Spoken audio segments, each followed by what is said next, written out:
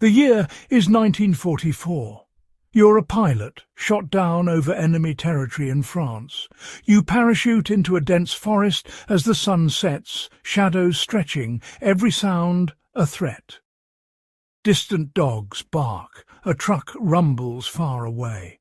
You're cold, hungry, and utterly alone. Panic is your enemy. You must stay calm, think clearly, and act with purpose. Survival now depends on your ability to hide, navigate, and endure. Every stranger could be friend or foe. The odds are against you. This was reality for thousands in WWII. Ordinary people in extraordinary danger. Their survival wasn't about heroics, but resilience and clever thinking. They moved like ghosts, living off the land, navigating without technology. Sometimes survival hinged on a simple tool, a wire, a blade, or a hidden compass. Before the war, few would survive such odds. But as the conflict grew, a new idea emerged. Military planners realized they couldn't abandon their people behind enemy lines. They needed to give them a fighting chance. The answer wasn't a heavy pack, but something small, ingenious, and easy to hide. This led to one of WWII's most remarkable innovations. A tiny kit, packed with hope and possibility, changed the fate of countless lives. It was the beginning of a new era in survival. The Pocket Escape Kit was born.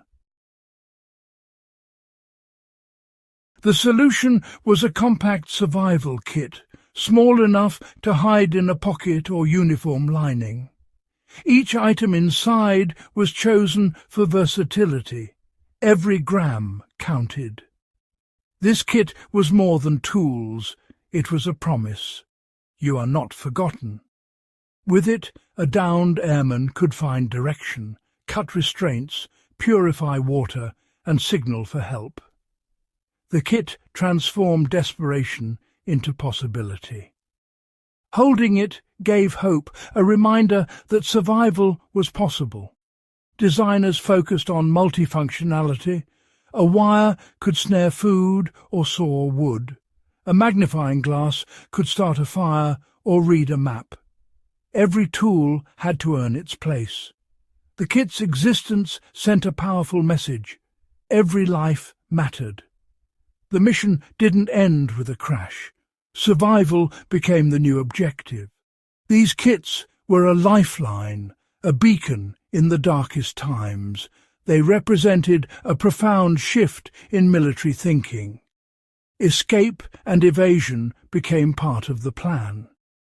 The pocket kit was the key to returning home. It was hope, cleverly packed into a few ounces, and it changed everything. Early in WWII, many airmen survived crashes only to be quickly captured. They lacked tools to evade, navigate, or find help. Britain's MI9 was created to solve this, an organization dedicated to escape and evasion. Led by innovators like Christopher Clayton Hutton, MI9 studied real escape attempts and failures. They designed tools for every scenario, hidden blades for restraints, silk maps for silent navigation, compasses disguised as buttons. Concealment was key. Tools were hidden in boots, brushes, even board games sent to POW camps. The escape kit was a secret war of ingenuity and psychology. It gave hope where there had been none. Inside these kits, every item was a lifeline. A steel file could saw through bars or shape wood for hunting. Wire saws, disguised as bootlaces or instrument strings, could cut wood or metal. A magnifying glass started fires silently, harnessing the sun. Food tablets and water purification tablets kept survivors nourished and healthy. Fish hooks and line offered a way to catch food. Each tool was compact, versatile, and easy to hide. Fire, food, water and shelter, all needs were addressed in miniature. These kits turned the impossible into the manageable. Every item was chosen for survival, not comfort. In desperate moments, these tiny tools made all the difference. Navigation was critical. Without it, escape was impossible. MI9 created miniature compasses hidden in uniform buttons or disguised as razor blades. Unscrew a button and you had a compass. Float a magnetized blade on water and it pointed north. These tools were robust, accurate, and invisible to enemy searches. The psychological boost was immense. Direction meant hope. Even in darkness, a hidden compass gave purpose and a plan. The button compass was a silent partner on the journey to freedom. Clever concealment turned ordinary objects into life-saving guides. It was the ultimate blend of ingenuity and survival. Escape kits included specialized tools like the giggly saw, flexible, strong and hidden in care packages. Maps were printed on silk, waterproof, silent and easy to hide in clothing or boots. Silk maps showed roads, railways, forests and even safe houses. They could be consulted in secret, never betraying a survivor's position. With a hidden compass, silk map and saw, escapees had a complete system.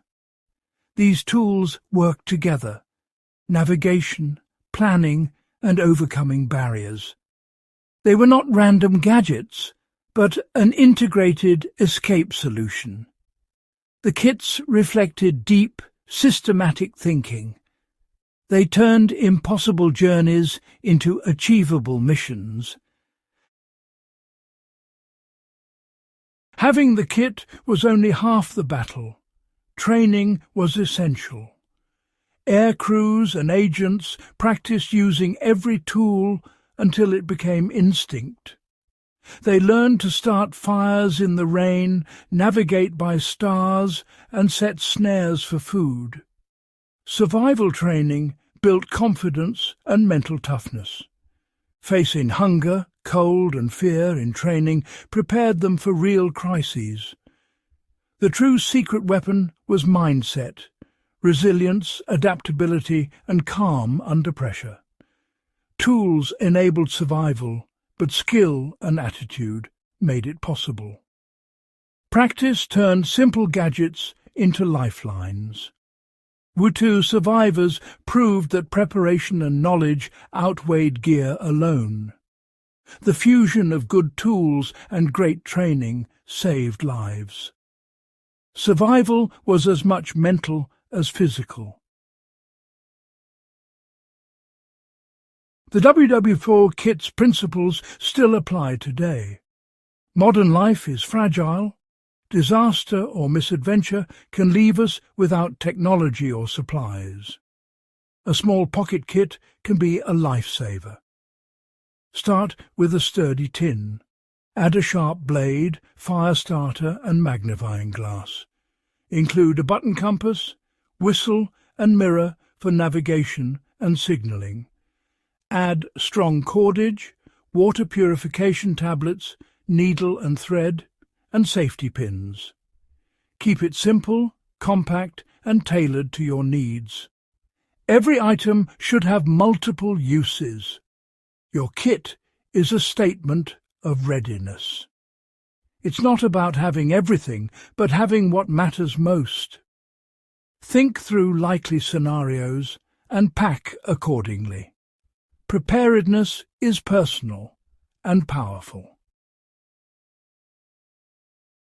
The WWII pocket kit was a marvel, but the real secret was the person carrying it.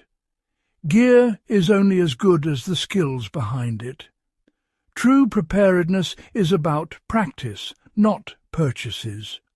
Learn to make fire, find water, build shelter, and navigate without technology. These skills weigh nothing and can't be lost or stolen. WWII survivors were ordinary people with training and the right mindset. They improvised, adapted, and stayed calm under pressure. Knowledge turned simple tools into lifesavers.